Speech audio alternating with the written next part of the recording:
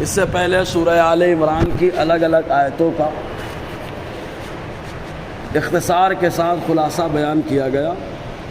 ابھی اپنے سامنے جو آیت کریمہ ہے، اس آیت کریمہ کے اندر اللہ تبارک و تعالیٰ نے موت کا تذکرہ فرمایا ہے۔ اللہ تبارک و تعالیٰ ارشاد فرماتا ہے کل نفس ذائقۃ الموت، ہر نفس موت چکھنے والی ہے، ہر جان موت چکھنے والی ہے۔ اب نفس کس کو کہا جاتا ہے معلوم؟ جب یہ آیت کریمہ نازل ہوئی تو اس وقت فرشتوں نے آپس میں گفتگو کی اور کہا، حضرت عبداللہ ابن عباس رضی اللہ تعالیٰ عنہما فرماتے آپس میں گفتگو کرنے کے بعد فرشتوں نے کہا کہ نفس کو موت کا مزہ چکھنا ہے۔ تو اس آیت کریمہ کے نزول سے فرشتوں نے جو آپس میں گفتگو کی تھی جب یہ آیت نازل ہوئی، کل من علیہا فان، کہ زمین پر جتنی چیزیں ہیں ہر چیز فنا ہونے والی ہے۔ تو فرشتوں نے کہا ہم کہاں زمین پہ رہتے ہیں، ہم تو آسمان پہ رہتے ہیں، ہم آسمان پہ رہتے ہیں، ہم کو کوئی ٹینشن نہیں ہے۔ تو اللہ تعالیٰ نے فوراً آیت نازل فرمائی ہر نفس کو موت کا مزہ چکھنا ہے۔ تو فرشتے خاموش ہو گئے۔ تو یہاں نفس سے مراد ہر جان، چاہے وہ انسانی ہو یا ملکوتی ہو یا جناتی ہو یا حیوانی ہو، ہر جان یہاں پر مراد ہے جو بھی سانس لے۔ یہ اور بات ہے کہ صوفیاء کرام ارشاد فرماتے ہیں نفس جو ہے جان تین طرح کی ہوتی ہے۔ ایک جان وہ جن کو اللہ تبارک و تعالیٰ اس دنیا میں موت کا مزہ چکھائے گا اور آخرت میں ان کا حشر فرمائے گا۔ حشر ہوگا ہی نہیں، اور اگر ہوگا تو تھوڑی دیر کے لیے ہوگا۔ جیسے جانور، وقتی طور پر کچھ جانوروں کا تو حشر ہی نہیں ہوگا، اور کچھ جانور کا حشر ہوگا تو خالی بدلہ دلا دیا جائے گا۔ اس کے بعد اللہ تعالیٰ فرمائے گا سارے جانور مٹی بن جائے گی۔ تو پہلی جان تو وہ کہ جو موت کا مزہ چکھے اور ان کا حشر نہ ہو، اور یا حشر ہو تو تھوڑی دیر کے لیے۔ اور دوسری جان وہ کہ جن کا دنیا میں موت کا معاملہ ہو اور آخرت میں ان کا حشر ہو جائے، جیسے انسان، عام انسان، جنات، یہ سب عام انسان دنیا میں موت کا مزہ بھی چکھنا ہے اور آخرت میں اللہ تعالیٰ کی بارگاہ میں حاضر بھی ہونا ہے۔ اور تیسرا نفس وہ، تیسری جان وہ کہ جن کو اللہ تعالیٰ دنیا میں وقتی طور ذرا دیر کے لیے موت کا مزہ چکھائے اور دنیا ہی میں ان کا حشر فرما دے اور آخرت میں بھی ان کا حشر فرمائے، جیسے انبیاء کرام اور شہداء کرام کی جماعت، کہ اللہ تبارک و تعالیٰ نے وقتی طور پر ایک لمحے کے لیے موت دی اور اس کے بعد پھر ان کی روح کو ان کے بدن میں ڈال دیا۔ تو اس طریقے سے اللہ تبارک و تعالیٰ نے تین نفس رکھی، تین طرح کی جانیں رکھی، اور ہر جان کے بارے میں اللہ تعالیٰ نے فرمایا کل نفس ذائقۃ الموت، ہر نفس، ہر جان موت چکھنے والی ہے۔ اب چکھنا کس کو کہا جاتا ہے؟ چکھنا یہ کم مقدار کو بتاتا ہے۔ جیسے کھانے میں ہوتا ہے، کھانے میں یہ ہوتا ہے کہ آدمی پیٹ بھر کے کھا لیا، اور ایک یہ کہ خالی زبان پر رکھ کے تھوک دیا، اس کو بولا جاتا ہے چکھنا۔ بولے یار موت تو پھر مزہ چکھنا ہے، بس ایک لمحے کے لیے آنی ہے، ختم ہو جانی ہے۔ تو یہاں ذائقہ سے مراد برداشت کرنا، یعنی ہر جان موت کو برداشت کرنے والی ہے، ہر جان موت کو برداشت کرنے والی ہے۔ لیکن ذائقہ کا لفظ کیوں استعمال کیا گیا؟ اس کی وجہ یہ ہے کہ موت کی اپنی اپنی لذت ہے۔ جیسے کھانے کی اپنی اپنی لذت ہوتی ہے، کسی کے لیے کھانا بڑا لذیذ لگتا ہے، کسی کے لیے کھانا کڑوا لگتا ہے، کسی کے لیے عجیب و غریب لگتا ہے، تو الگ الگ انداز ہوتا ہے۔ ویسے ہی موت کا معاملہ ہے، موت کسی کے لیے میٹھی ہے اور ہر ایمان والوں کے لیے موت میٹھی ہے، کیونکہ حدیث پاک میں موت مومن کا تحفہ ہے، اور جب آدمی تحفہ لیتا ہے تو برا نہیں مانتا بلکہ خوش ہو جاتا ہے، تو مومن کے لیے موت میٹھی بن کر کے آتی ہے اور کسی کے لیے کڑوی بھی ہوتی ہے۔ چنانچہ علامہ علی قاری علیہ رحمۃ الرضوان نے مرقات المفاتیح کے اندر لکھا، فرماتے ہیں کہ کسی کے بدن سے جب روح نکالی جاتی ہے تو ایسے نکل جاتی ہے جیسے آٹے سے بال نکل رہا ہو، پتہ بھی نہیں چلتا۔ اور کسی کے بدن سے جب روح نکالی جاتی ہے تو ایسے نکلتی ہے جیسے بیری کے جھاڑ میں کپڑا پھنس گیا اس کو کھینچا جائے، تو بڑی تکلیف سے وہ کپڑا نکلتا ہے۔ تو یہاں ذائقہ جو کہا گیا خالی اس لیے کہ موت کا اپنا اپنا مزہ ہے، اپنی اپنی لذت ہے، اور یہ آدمی کے اعتبار سے کسی کے لیے میٹھی ہے، کسی کے لیے کڑوی ہے، کسی کے لیے تکلیف دہ ہے، اور کسی کے لیے لذت والی ہے۔ اور یہی وجہ ہے کہ جب موت کے اپنے اپنے مزے ہیں تو روح نکالنے والے بھی الگ الگ ہیں۔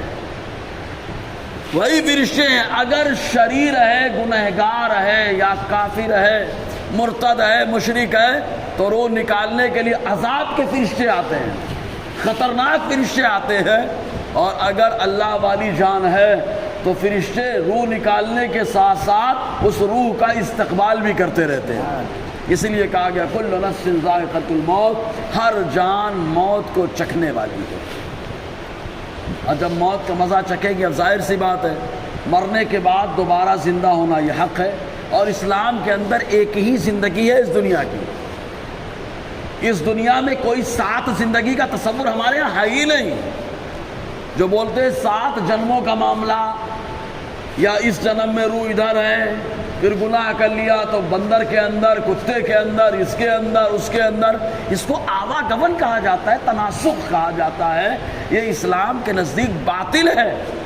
اسلام کا نظریہ یہ ہے کہ اللہ تبارک و تعالیٰ نے جو روح جس جسم میں داخل فرمائی، اس دنیا میں بھی روح اسی جسم میں رہتی ہے، اور آخرت میں بھی جب وہ جسم آئے گا تو اللہ تعالیٰ اسی جسم کے اندر اس روح کا داخلہ فرمائے گا، کیونکہ دوسرے جسم میں روح ٹرانسفر نہیں ہوتی ہے۔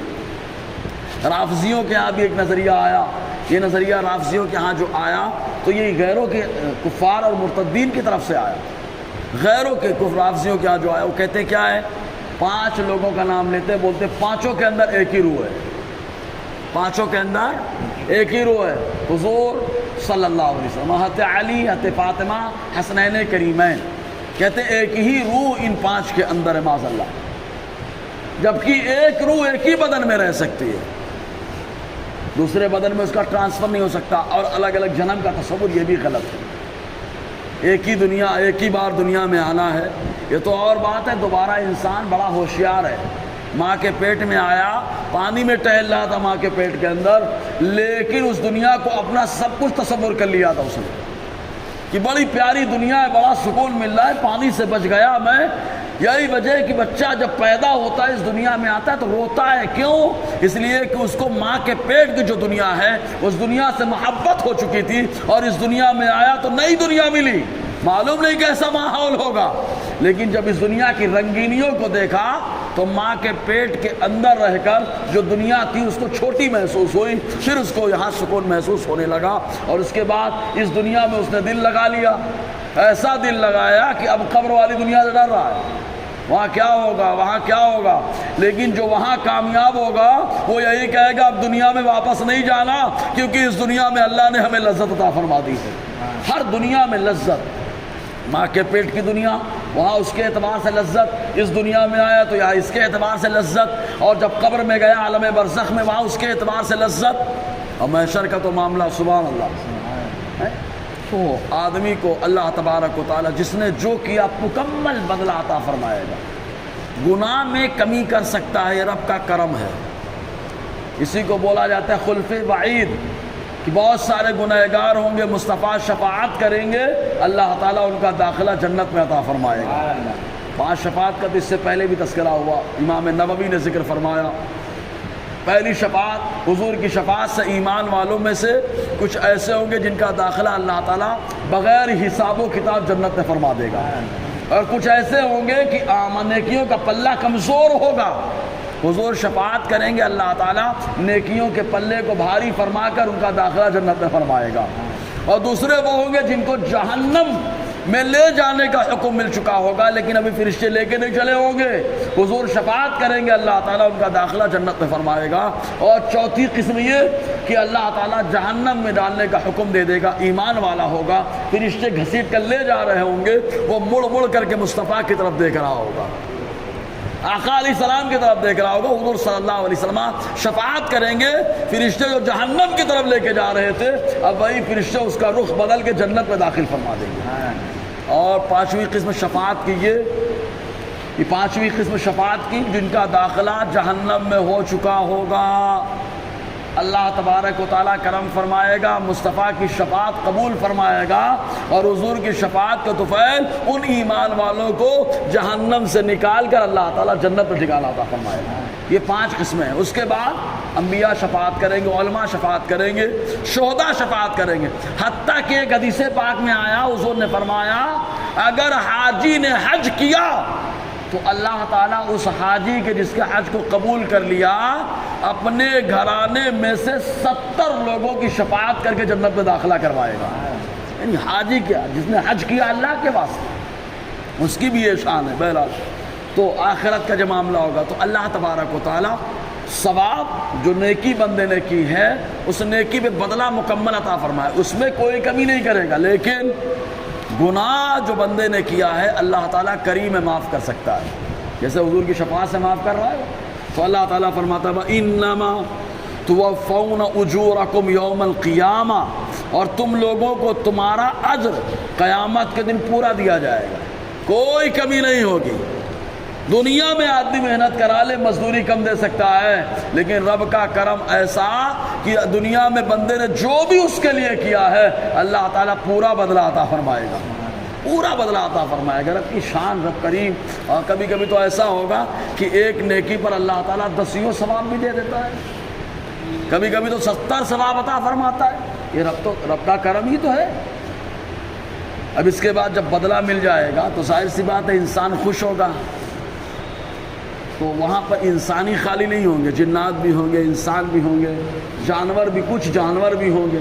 اچھا، کچھ جانوروں کے بارے میں اس سے پہلے بتایا کہ اللہ تعالیٰ ان کا داخلہ جنت میں فرمائے گا، ورنہ اکثر جانوروں کے بارے میں حکم ہوگا کونوا ترابا، اے جانوروں مٹی ہو جاؤ، سارے جانور مٹی ہو رہے ہوں گے چند جانوروں کو چھوڑ کر۔ جیسے حضور صلی اللہ علیہ وسلم جن اونٹنیوں پر قصبہ اور عصبہ جن پہ سوار ہوتے تھے ان کا داخلہ مصطفیٰ کی سواری ہونے کی وجہ سے جنت میں ہو جائے گا، حضور کی سواری ہو۔ دراز گوش حضور صلی اللہ علیہ وسلم کا وہ حمار جسے یعفور کہا جاتا ہے، مصطفیٰ سے بڑا لگاؤ تھا، اس کو اتنا لگاؤ تھا کہ اس کے گھرانے میں خود یعفور جو گدھا ہے حضور کی بارگاہ میں عرض کرتا ہے کہ اللہ کے نبی صلی اللہ علیہ وسلم ہمارے گھرانے میں جتنے بھی ہوئے ہر ایک پر کوئی نہ کوئی نبی سوار ہوا، میں اپنے گھرانے میں اکیلا بچا، یہودی کے ہاتھ میں تھا، بہت کوشش کیا اسے سوار ہونے کی، جب بھی بیٹھنے کی کوشش کرتا میں اس کو گرا دیتا، کیونکہ مجھے معلوم تھا جب میرے گھرانے میں ہر ایک پر نبی سوار ہوئے ہیں میں اکیلا بچا ہوں تو میرے اوپر بھی نبی آخر الزمان ہی سوار ہوں گے۔ تو یعفور آقا علیہ السلام سے بڑی محبت کرتا، ان کا داخلہ بھی جنت میں ہوگا۔ اصحاب کہف کا کتا اللہ تعالیٰ دمبا ذات کو بدل کے، فطرت خالی صفت کو ہی نہیں، اللہ فطرت کو بدل دے گا۔ محبت اولیاء کی برکت سے خالی صفت نہیں بدلتی، کبھی کبھی اللہ تعالیٰ ذات اور فطرت کو بھی بدل دیتا ہے۔ دمبے کی شکل دے کر جنت میں داخلہ عطا فرمائے گا۔ باقی کا معاملہ کونوا ترابا، مٹی ہو جاؤ۔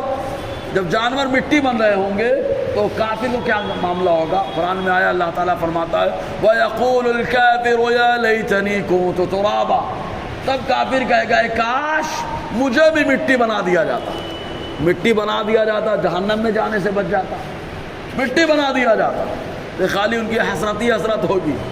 تو ایسے موقع پر دو چیزیں سامنے، ایک جہنم سے بچنا، خالی جہنم سے بچنا کامیابی نہیں ہے۔ اگر جہنم سے بچنا خالص کامیابی ہوتی تو وہ جانور جو مٹی بنا دیے گئے وہ کامیاب ہو گئے تھے، مٹی بنائے گئے نا وہ کامیاب ہو گئے تھے، لیکن اصل کامیابی جہنم سے بچ کر جنت میں داخلہ ملنا ہے۔ تو اللہ تعالیٰ اسی کا ذکر فرماتا ہے، رب فرماتا ہے فَمَنْ زُحْزِحَ عَنِ النَّارِ، تو جو جہنم سے بچایا گیا، وَأُدْخِلَ الْجَنَّةَ، اور جنت میں داخل کر دیا گیا، فَقَدْ فَازَ، وہ کامیاب ہو چکا ہے۔ تو جنت میں جہنم سے بچ کر جنت میں جانا یہ کامیابی کی دلیل ہے، جہنم سے بچ کر جنت میں جانا۔ تو اب ظاہر سی بات ہے تو ہر آدمی بولے گا تو بہت آسان ہے. تو اللہ تبارک و تعالیٰ نے نمونے کے طور پہ ذکر فرمایا. دنیا کی رنگینیوں سے تو بچ نہیں پا رہا ہے, دنیا کے دھوکوں میں پھنسا ہوا ہے. علی رضی اللہ عنہ فرماتے ہیں دنیا ایک سانپ کی طرح ہے کہ جیسے سانپ بڑا چمکیلا ہوتا ہے, بڑا چمکدار ہوتا ہے, پکڑو تو نرم ہوتا ہے, سب کچھ اچھا ہوتا ہے, لیکن جب زہر مارتا ہے تو بڑا خطرناک ہوتا ہے. تو دنیا بھی ایسے ہی خوبصورت ہے, بڑی چمکدار ہے, بڑی نرم ہے, بڑی ملائم ہے, بڑی اچھی ہے, لیکن جب اس کی آفت آتی ہے تو خطرناک آتی ہے. اس لیے اللہ تبارک و تعالیٰ ارشاد فرماتا ہے وَمَا الْحَيَاةُ الدُّنْيَا إِلَّا مَتَاعُ الْغُرُورِ, اور دنیاوی زندگی خالی دھوکے کا سامان ہے. کیونکہ جو بھی یہاں دنیا سے جاتا ہے تو دنیا کو دھوکہ محسوس کرتا ہے. آقا علیہ السلام نے فرمایا الدنیا حلوۃ خضرۃ, دنیا میٹھی بھی ہے اور دنیا ہری بھری بھی ہے. حضور نے اس کو میٹھی کہا دنیا کو اور ہری بھری کہا. کیوں؟ اس کی وجہ ہے کیونکہ آدمی غافل ہونے کی دو ہی صورتیں ہیں, یا تو میٹھا لقمہ مل جائے تو کھانے میں مگن ہو جاتا ہے, اور یا تو ہری بھری جگہ مل جائے تو ساری دنیا کو بھول جاتا ہے. تو حضور نے فرمایا دنیا میٹھی بھی ہے ہری بھی ہے, مطلب غافل ہونے کی جگہ. جب آدمی یہاں غفلت میں رہتا ہے تو ہوش نہیں پاتا, اور ہوشیار وہی ہوتا ہے جو یہاں پر غفلت نہیں برتتا بلکہ آخرت کی تیاری کرتا ہے. انشاءاللہ اور آگے گفتگو رہے گی. اللہ تعالی ہم سب کو فیضان قرآن برکات قرآن سے مالا مال فرمائے. اس سے